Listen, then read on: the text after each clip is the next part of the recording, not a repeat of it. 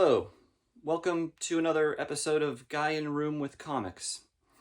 Back with another video here, and I think today I'm just going to be going through some of the stuff I've read recently, showing off some select pages and just kind of a brief overview of the stuff that I've read. Just figured I'd talk for a minute or two first, and then we'll crack into these books. So, as I mentioned earlier, I have no intention of starting a YouTube channel or any preconceived thoughts of what I was going to do for it. I just, out of nowhere, decided to start making some videos.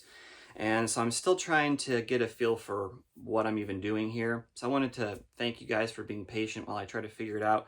One thing I'm trying to figure out is the setup because, it makes the most sense to do it in this room with the comics. But of course, I'm like sitting on the floor, and I only have this one light in here that's not very good. So I've been bringing in this lamp from the other room, but there's only really like 2 outlets in this room that I can access, and the cord for the light is really short. So I'm playing around with like what angle looks the best in terms of lighting for the comics with the least amount of glare.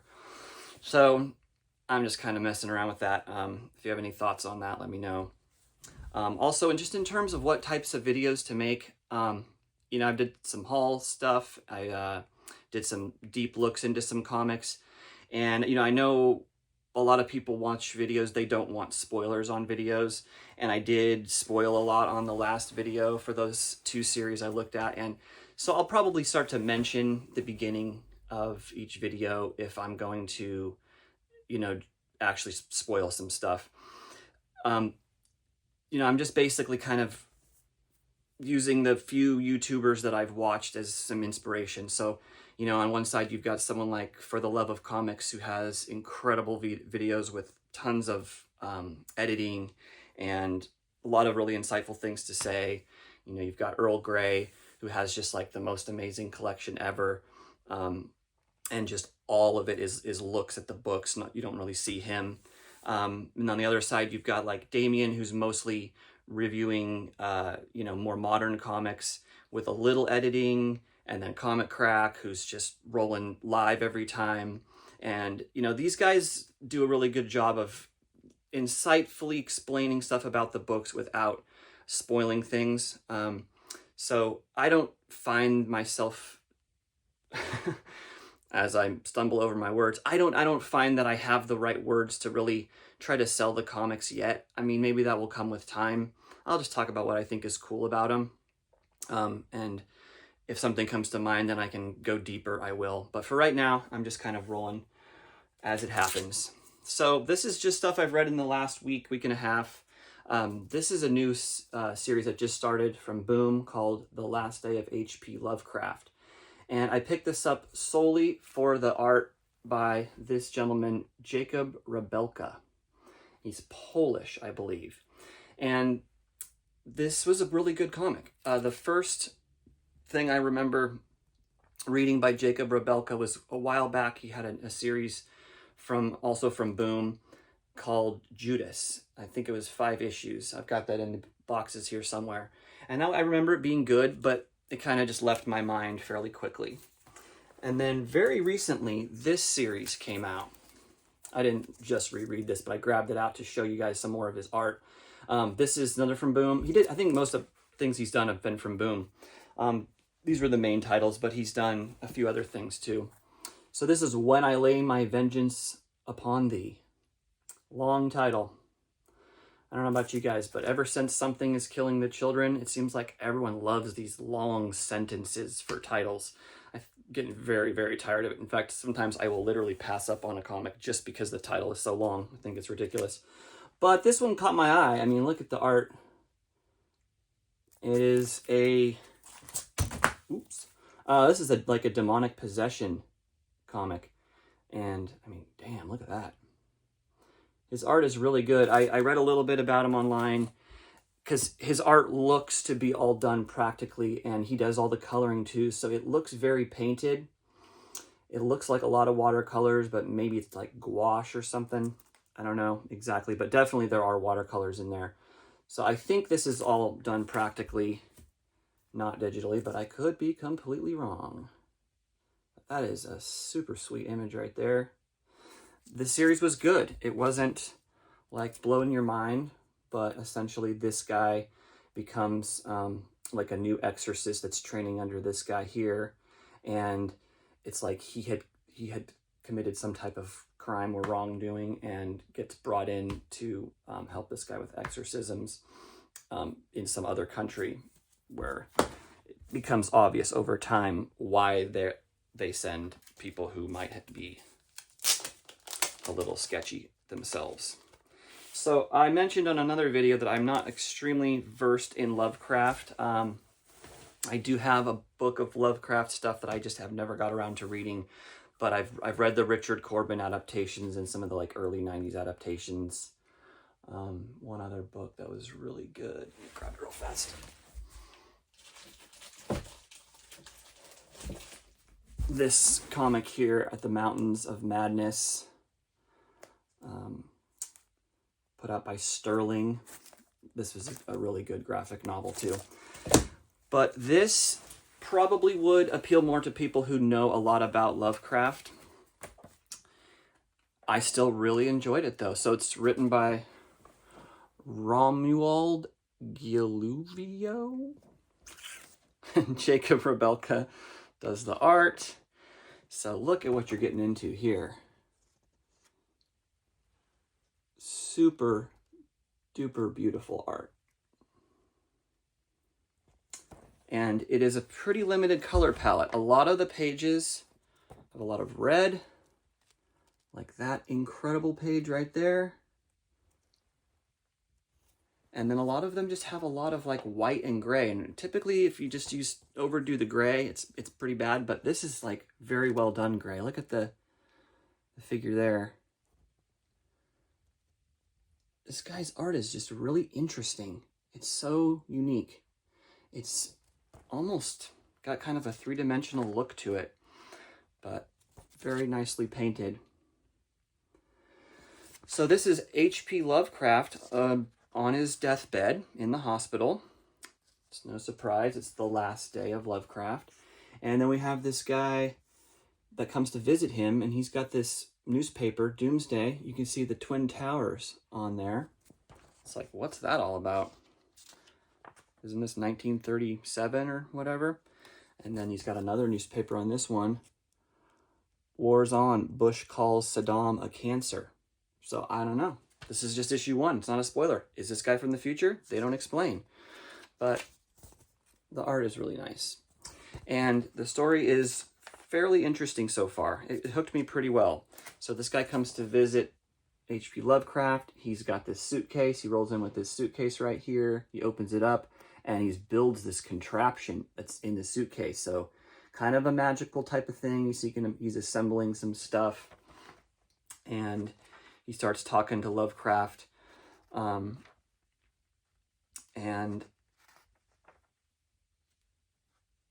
yeah, trying to see what to show you. So he basically knows, he says he doesn't know much about Lovecraft himself, but then he obviously does. He's read a little bit about him, and he knew about how H.P. Lovecraft was very into astronomy and was trying to discover more planets like Pluto. I think he was happy to know that they finally found Pluto, and something about there being possibly life on Pluto. And I think these images might be something he's showing them via this big machine he made to prove that there is possibly life on Pluto. That's not an image of that. Anyway, so yeah, what he built was this big old telescope thing, and the art's incredible. So I don't know. First issue, definitely gonna be picking up the rest. That was a solid one. Another mini series that I just completed is this 3-issue series, Tramps of the Apocalypse by Alice Darrow. So this is the daughter of Jeff Darrow, if I'm not mistaken. She did some variant covers for Shaolin Cowboy and stuff, and I think she works in animation. But it's just 3 issues, totally left open to more, which I really hope there is more. Writes it, draws it, does the covers, of course, but it's all black and white with a single color kind of style. So it alternates between like a pink, a purple, and a bluish kind of color. Now, it is very well rooted in what we know from the Shaolin cowboy kind of universe. You can see there's lots of rubble and trash in an apocalyptic wasteland type setting. With it's cartoony, but it's also got a lot of attention to detail in terms of, you know, she's definitely referenced the cars and the rubble, and then her figure work is really good. So the basic first page or two synopsis says, "Ladies and gentlemen, welcome to the future. Earth has been reduced to dust and ash, refuse and violence. Men rule over women with an iron fist as they violate the planet in search of power and resources. Earth may be a glorified landfill ruled by testosterone and off-brand ED medication, but its apex predator remains women."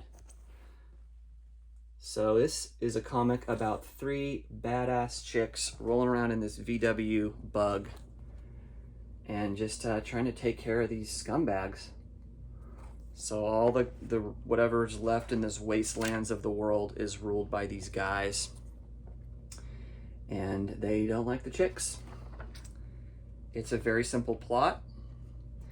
It has this one other very cartoony character right here, but you can just see kind of these goofball looking characters.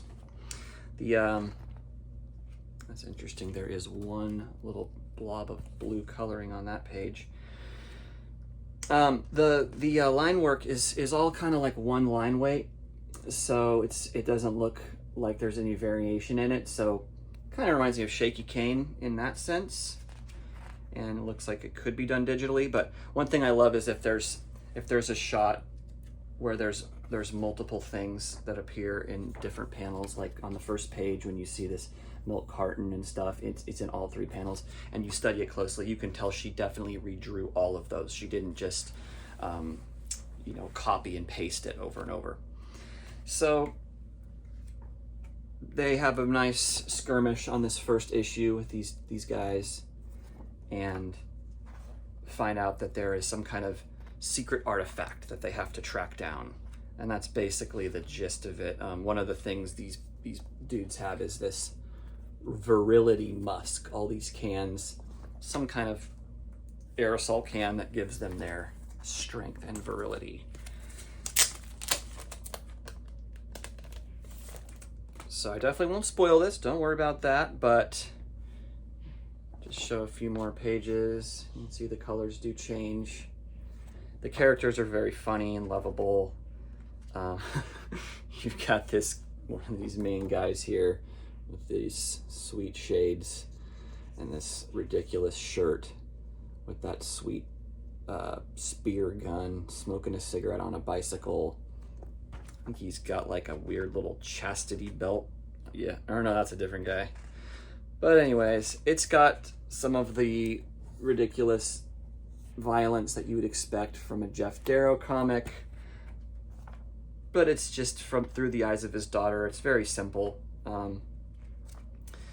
So that's Tramps of the Apocalypse. I do hope she comes back and does some more of this. I think it's really cool. She's starting to become an auteur like her father.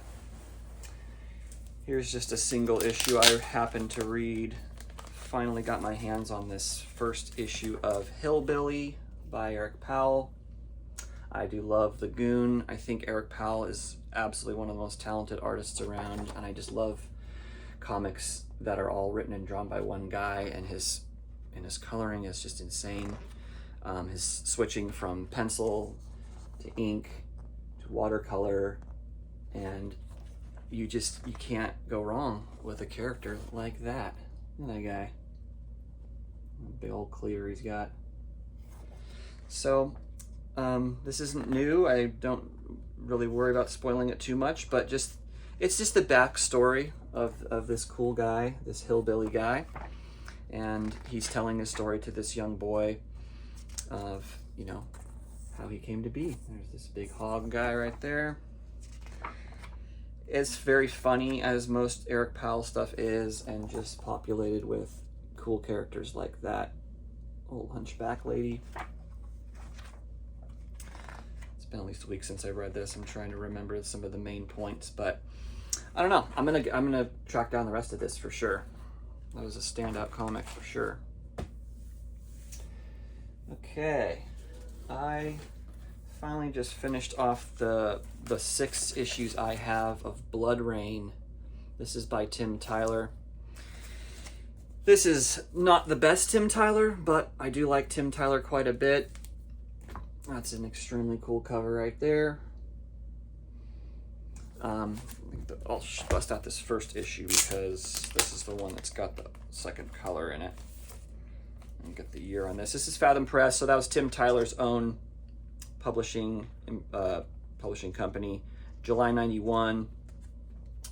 Blood Rain, Winds of Chaos. So this is definitely sort of a Faust ripoff or just homage to Faust. You can see he's got the little claws. He doesn't have the big Faust claws, but they're retractable, as claws tend to be. This first issue, always with Tim Tyler, you got the boobies. You got a little duo shade in there, I think, or maybe it's just screen tones. I think he uses some duo shade at the very beginning. I think he just ran out. I think he just used it a little tiny bit, and then I was like, that's all I had. But what's cool with this one, and he abandons it by issue 2 or 3, is he does have this little bit of red that he puts in there for the blood. So there is very little I can say about this comic to make you want to get it, but it's just, you either like this kind of stuff or you don't. The plot is very thin, but you know, it's giving people what they want. His art gets way more refined over time. It's really wonky here, so his proportions are all goofy, and his faces are really weird looking. But I just like this kind of old 80s and 90s black and white independent kind of stuff. So I only have the first 6 issues, and then I have something called Blood Rain Saga that I will be reading next. Here's issue 3. Issue 4, that's a pretty sweet cover. Nice and snotty on that dude right there. Here you get a very good look at the off faces. You know, those are extremely weird proportions on the faces. Number 5. And then number 6, they bring in like Lady Blood Rain. It's like, why? But you know, that's kind of what they did back in the early 90s. This is definitely, he's really into Wolverine and superhero type stuff, but he also wants to be edgy. So, I mean, he had a lot of collaborations with Tim Vigil, so I'm not sure he's like ripping off Faust as much as he's just a homie with him, and they're doing their thing at the same time. Everybody's got to have skull knee pads in this world. This was a really disappointing issue though, because he had a fill-in artist on that one, and it was like only half the issue was even the story, and the rest of it was some backup that was not very good. I did just finish reading this Whiteout trade from Oni. This is an absolutely fantastic story. It's all black and white. Greg Rucka is the writer, Steve Lieber's the artist. I have the second volume, which is called Whiteout Melt. I'm going to be reading that next. I've had this for a while, just haven't got around to it yet. It is a kind of a whodunit story set in Antarctica, which is a really cool setting for a mystery story. You've got a murder right at the beginning, and various characters that you got to get to know. This is our main character. She's a U.S. Marshal that just basically lives there. She's just permanently fixed down in Antarctica. It's really nice art. Around the same time, this one's from 99, I believe. 98, 99. Greg Rucka also did the Queen and Country series from Oni as well. That was, I've only got the first 3 volumes, but that's a good one. You just gotta like crime and mystery, which I'm a very big fan of. So, yeah. It was awesome. very engaging up until the last part. And, you know, they start to give away who's behind everything towards the end, but it doesn't ruin the read. It's fun. It's just fun start to finish. So that was a great book. Here's another old weird book I read that is from CFD, Cry for Dawn Productions. This was from 2000. It's called Hyper Violence, and it's an anthology. I liked this cover. I thought, you know, anthology, Cry for Dawn, this kind of stuff seems cool. It was pretty disappointing, I'm gonna say it. I did not really enjoy any of this, but I always go for this kind of stuff because once in a while you get a real winner. So there's 3 stories in here. Magic, written and illustrated by Byron Winton. War Crime, written and illustrated by Charles Yates. And then Chronicles, Stephanie, written by Robert Schneider, illustrated by Michael Peters. Oh, there's 4. Bad Moon, written by R.A. Jones, penciled by Tom McDerrick. So, yeah, I'm trying to think if there's anything really worthwhile on this to even show off, but that's the first story right there. It just did not stick with me in any way.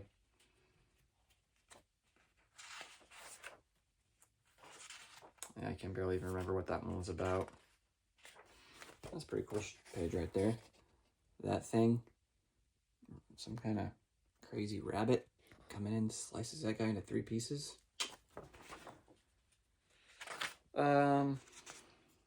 War Crime, Charles Yates.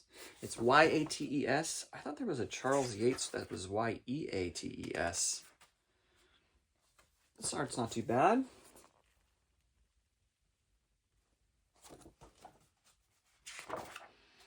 But just the stories did not stand out in any way.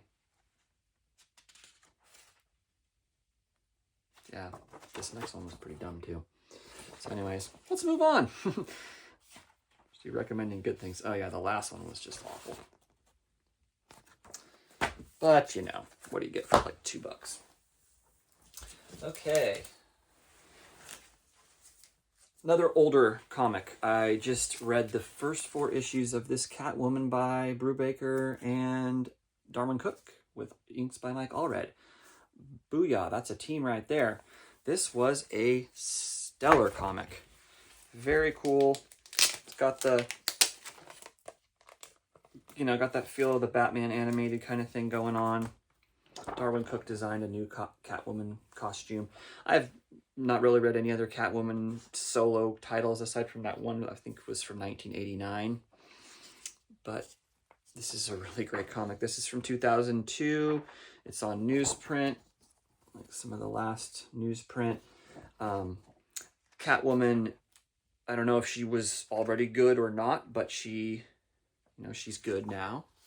And the main plot thread in this 4-issue arc is that there's a serial killer going around killing all these prostitutes, and she's friends with some of them and wants to help them, as superheroes are wont to do. So, you know, I don't know if you held this right up next to Darwin Cook inking himself, if it would be a lot different. I mean, I'm sure Michael Allred adds some of his own flair, but they've got a similar line, I suppose. Let's see here. Oh yeah, here's where she starts to break out that new costume for the first time. So this was a really good story. It's nothing crazy out of the ordinary, but Catwoman. 4 issues. I've got a few other ones that come right after this that I'm going to read too that have Paul Pope covers. So if you see that one, definitely pick it up. Worthwhile. Here is the absolute biggest disappointment of the year. Let's just be honest. This ends tonight. Oh boy. I love Jay Lee, but this was a stinker to the max. Of course, his art is good. I mean, if you broke Jay Lee's art into 3 eras, and if the middle era was the Dark Tower stuff, as well as maybe the what was it? We had Inhumans and Sentry, and he did like a Spider-Man miniseries. That was sort of his more refined period. I find that to be the best, followed by his early stuff with Namor and the stuff he did for Image Comics. Now he's in his, I guess, call it later period. Hopefully there's more periods to come, and this is still in the middle of his career, but I kind of refer to this era as sort of like his cover art pinup period. He does a lot of cover art now, a lot of it for Dynamite, for comics I could care less about.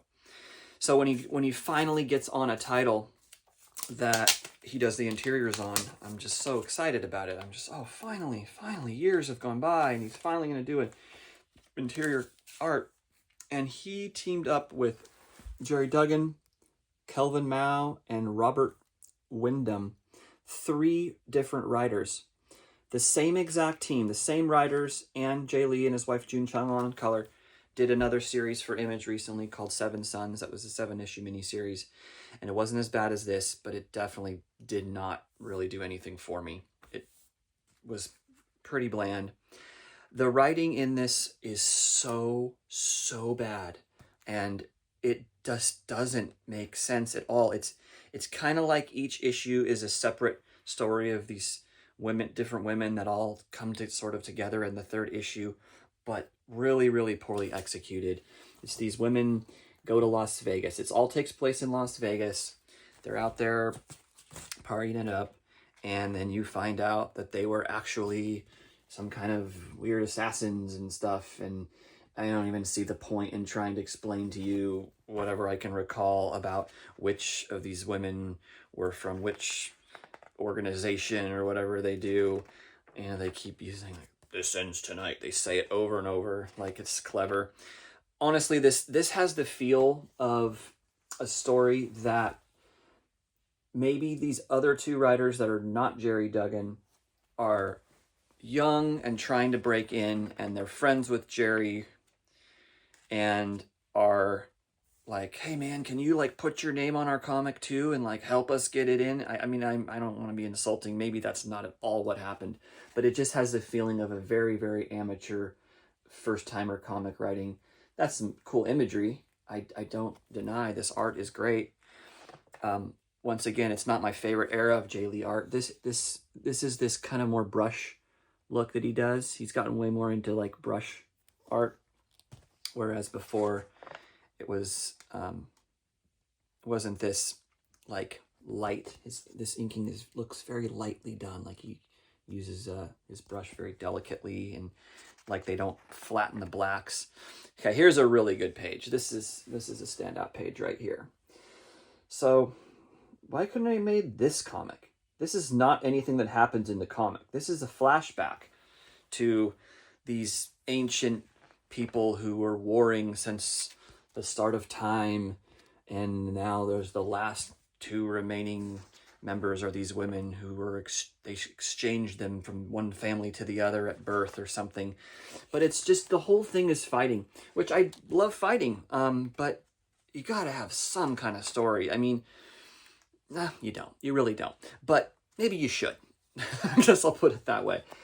These layouts are really creative, but they're kind of obnoxious. You get tired of it. It's just like, look at that weird layout. He's going for something that's not clicking.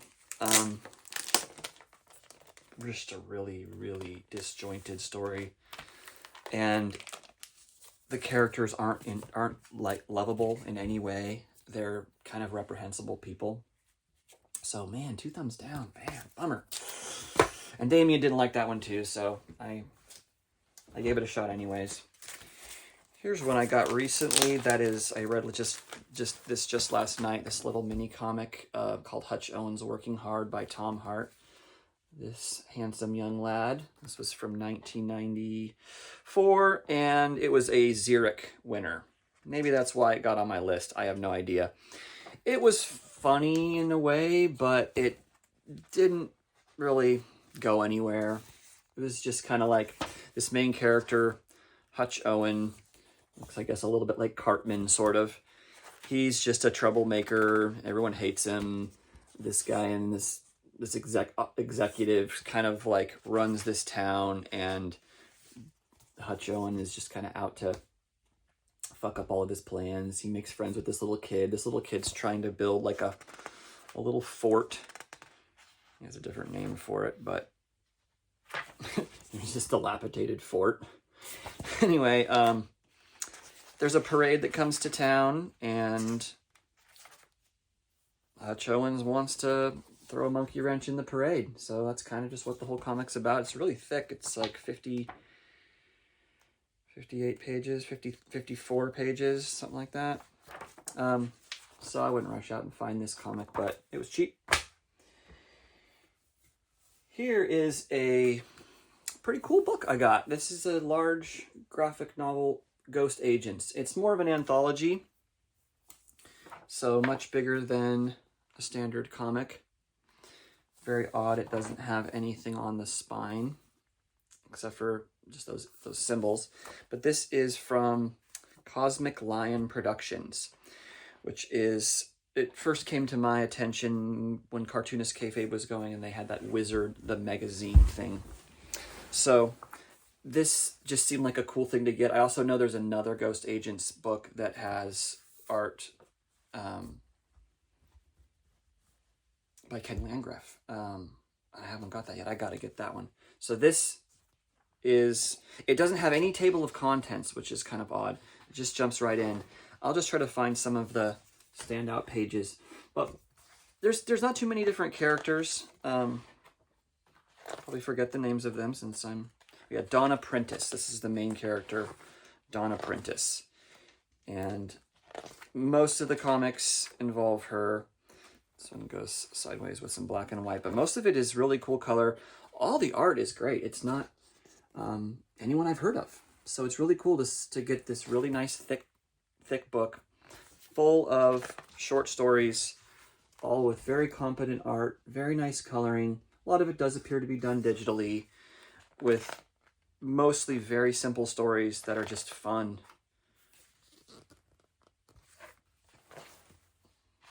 It all seems to be written by one guy, though, Rocco Jerome. So this is Rocco Jerome's baby here.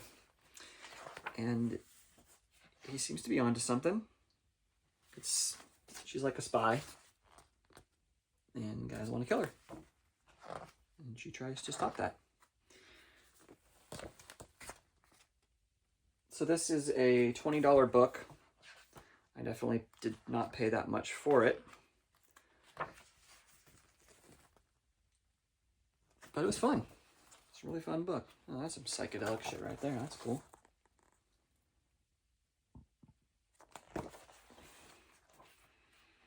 Yeah, man, look at this. This is all really good art.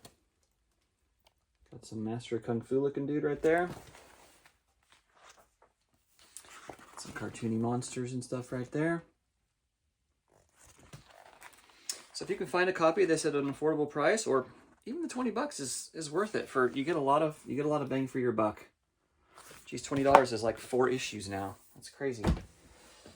Okay, so I read this. This was a book, Sarah Lone. This was definitely on my radar from Earl Grey.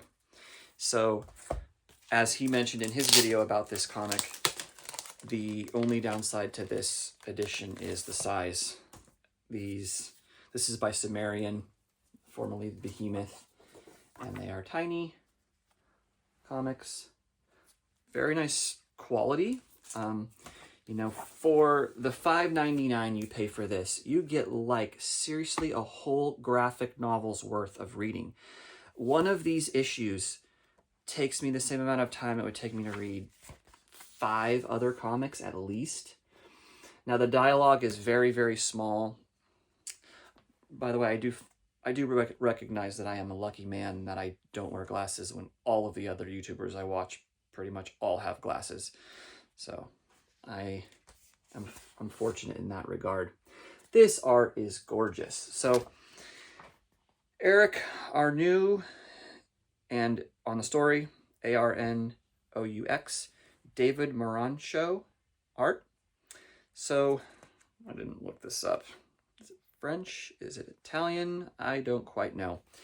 But this story bounces around from murder mystery to story about how this Sarah's got to save her father's dying business, to stuff about the Cuban Missile Crisis, to JFK assassination. It is all over the board. I mean, it feels to me like these 4 issues are possibly like reprints of European albums where each one of these issues would have been its own standalone European graphic album. Because you're just getting so much. The pages are not numbered in here. But you get so much story for your money with these comics. And it is very fun. It's not just one giant long story. Of course, there's an overarching thread that this, you know, some of the same characters and stuff, but it is kind of like, it's almost like each issue is 2 separate stories, but it's not laid out in this short story format. It's beautifully colored. It looks almost like watercolor, but it's not. It looks like it's probably done digitally, but it's really no problem. This definitely was a very good read. You got to pay attention. This is not one that you can space out or read when you're really tired. There's a lot of stuff going on, a lot of moving pieces, but some enjoyable characters. And really, it feels like this is not it. Like, there's probably a lot more Sarah Lone out there that hasn't been translated yet. And if it gets translated, I will check it out because it's definitely a good story. Very nice art. I wish they just would have done it in a bigger book. They should have just done, I don't know, it's hard to say. If I had seen this on the shelf in a hardcover for $30, would I have bought it? Hard to say. I'm more of a single issue kind of reader. I really prefer the single issues. I like to store my comics in these boxes. I don't have a whole lot of bookshelves. I got 3 bookshelves in here right now with more books that need places to go. But yeah, I do love the single issue format. It's just a little too small. They really had to shrink that down. Last, but certainly not least for today, I read this slowly over a series of a month or 2. I kind of just wanted to savor it, honestly. Have a sip of coffee from my new kayfabe mug in honor here. This is the final work by Ed Piskor. This is Switchblade Shorties. This was what he was working on when he passed away. This hardcover was done through crowdfunding on Zoop. His family ran the campaign for this. And it's really good. I really like Ed Piskor. And these characters are very endearing. So it's 5 little troublemaking girls. And it was interesting. It was extra for the Dusk Jacket, which I don't think I've seen that on a crowdfunding book before. But it's a cool Dusk Jacket. However, the image underneath the Dusk Jacket is even better. However, I do agree that this makes a better front cover. But the actual hardcover has this cool pentagram in candles with the characters all on there. And then the back has one of Ed's self-portrait images. I think that's a pretty famous image. So the quality of this book is really nice. End pages are great. You have all your 80s and 90s cliche stuff right there, down to the NES, the porno VHS, is that a Teddy Ruxpin? You got your walkie-talkies, your Psy, your troll doll, grenade, knife, throwing stars, a toilet, a Game Boy, an old school computer, pistol, a bong. So really cool, all in that CMY kind of look. So this book was done as a series of, so this is his attempt to make a daily newspaper strip kind of style comic. So it doesn't read like single gag jokes or anything. It reads just like a graphic novel. You definitely don't get the feeling that it was necessary to make it as daily strip format, but you know, Ed Piskor likes to experiment a lot, and this was just something that he wanted to try. He's a big fan of newspaper strips. So there is a foreword by Rob Liefeld in the front. The cool picture right there of Ed with Rob and some of his family. There's the Tom Sholey. Yeah, Ed and Tom. So a very, very heartfelt introduction. And then we have our table of contents. And there are 1, 2, 3, 4, 5, 6, 7, 8 stories in here. The final one, Latchkey Kids, is actually the first appearance of these characters, which was a backup from Red Room. So they put that at the end, which I think makes sense because like some of the characters' names have changed and the design of them changed a little bit. They have 4 parts of Steel Valley, parts 1 through 4, and then the finale, and then these other ones, Trailer Park Follies, Sleepover Pact, and School Days. But it all really kind of runs together as one long story. And so, if you can see this on the side, it's all done in different colored paper. And almost all of it has the lines going through it like you would see on your old school binder paper. You can see the lines through the background there. At first, it was a little bit distracting, but I got used to it right away. So these characters are really fun. I'll get you their names here. We've got Soda Pop Tanner, Pinky Winslow,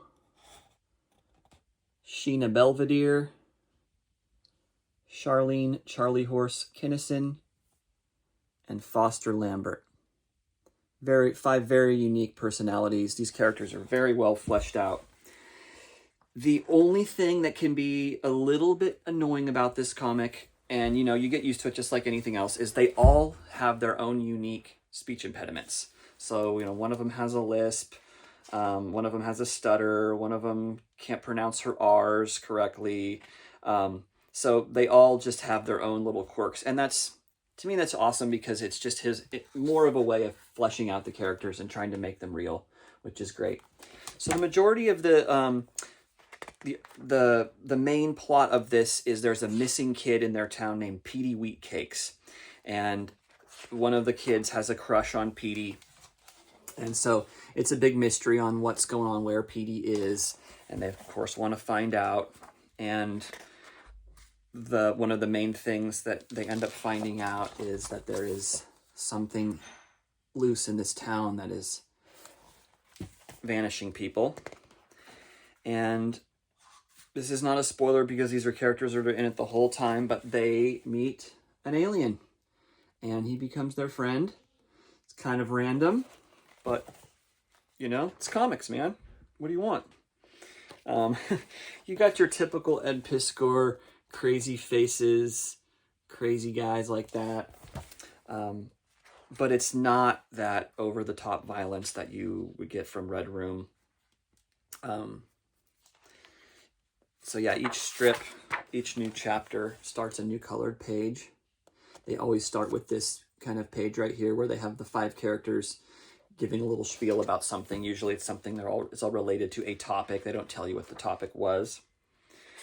Ed dates every strip, so you can kind of see how he did them almost daily. And then he started to release them all on his Patreon or his social media and stuff like that. So you could read this starting, I think it was January 1st. He was serializing these in 2024. So it only made it for 3 months before he died. But he had completed quite a number of them, so I'm sure there was a lot more that hadn't run by the time he died. And it's just a really fun comic. I just read 1 chapter at a time, and then I let a week go by, and then I'd read another chapter, and then a week go by, just to kind of let it soak in. Sometimes I do that with stuff that I really like. He's got such a nostalgic fondness for the time period we grew up in. He was 1 year younger than me. So we grew up with the same Trapper Keepers. There's a cool one right there. Star Wars. No, these are all, this is all their Trapper Keepers. That's pretty sweet. You know, the same toys, the same video games, the same cartoons, all that kind of stuff. So it was a great story. One of the other characters you got is this werewolf. So not much of a spoiler because he's in it a ton, but that werewolf is a main guy in the comic. At some point, they all get these bike helmets that are all different animals to kind of reflect their personalities, which I thought was pretty cool. And the art is really, really nicely done. You can just see what attention to detail he puts in. It's really cartoony, but it's loaded with detail, lots of action, a lot of good movement. It doesn't have that duo shade that he put onto Red Room, but you don't miss that at all. That would clutter up these pages, in my opinion. But there's just so much action in this comic. And then I really love this final chapter before the reprint one is from the free comic book day, or the Red Room one. It goes into color. So there's a really nice color section here. That's kind of like a epilogue to the whole story. I got the werewolf kid all tied up with his Nintendo controller. That's how they keep him at bay. And Ed loves to put stuff in white like that around the alien. Really makes it pop.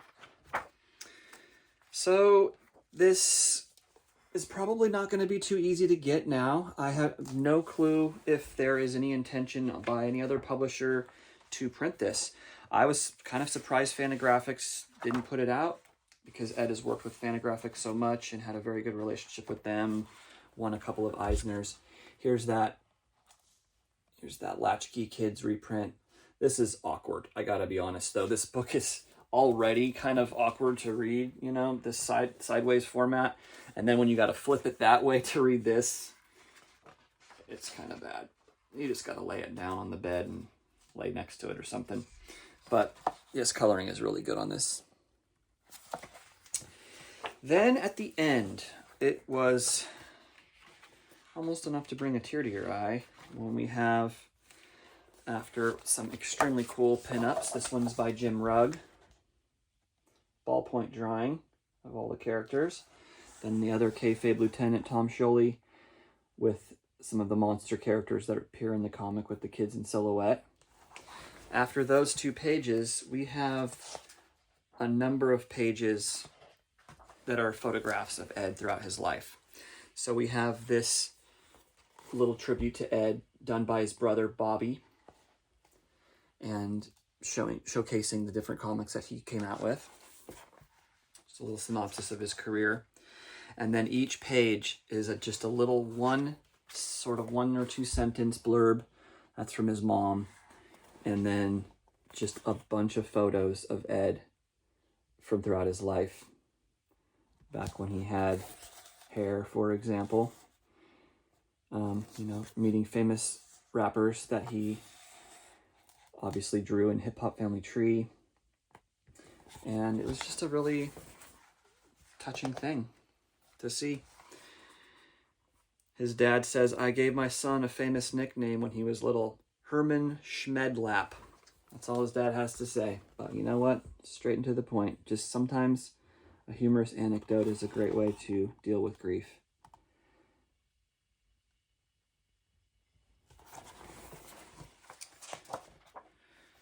And his sisters, he has two sisters, so Justine, right there at the bottom right there, she was has been a big factor in the Ed Piskor legacy. She started the Ed Piskor legacy, and they started Eddie P. Con. They've just had their second annual Eddie P. Con in Pittsburgh to have a comic convention to honor his memory, which I think is very special. There's a little blurb from Jim Rugg. And funny Beavis and Butthead costume there.